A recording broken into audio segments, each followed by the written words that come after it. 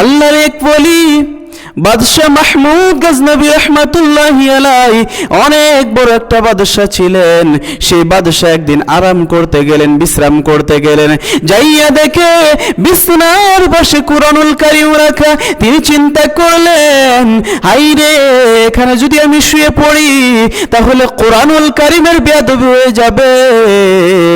তিনি এই কথা চিন্তা করে সেই কুরআনুল কারীমকে লইয়া অন্য রুমে রেখে আসলেন।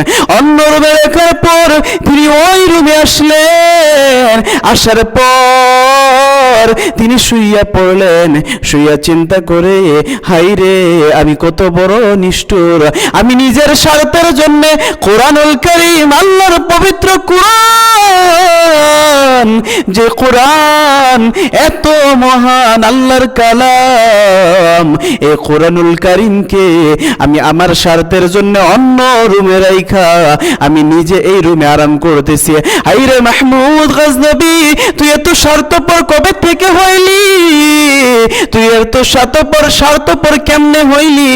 মাহমুদ গজনবী চিন্তা করার পর সেই রুমে থেকে ওই রুমে যাইয়া কুরআনুল কারীমকে উঠাইয়া লইয়া আসলেন।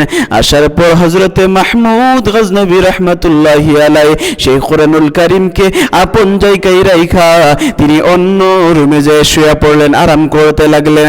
আমার বন্ধুগণ, তিনি যখন এই দুনিয়া থেকে চির বিদায় নিয়ে অন্ধকার কবর শয়ন করলো, হাইরে বন্ধু গো, যখন তিনি মরে গেলেন, একটা মানুষ তিনাকে খোয়াবে দেখলেন যে ওই মাহমুদ গজনবী রাহমাতুল্লাহি আলাইহি জান্নাতের ভিতরে ঘোরাফেরা করতেছে।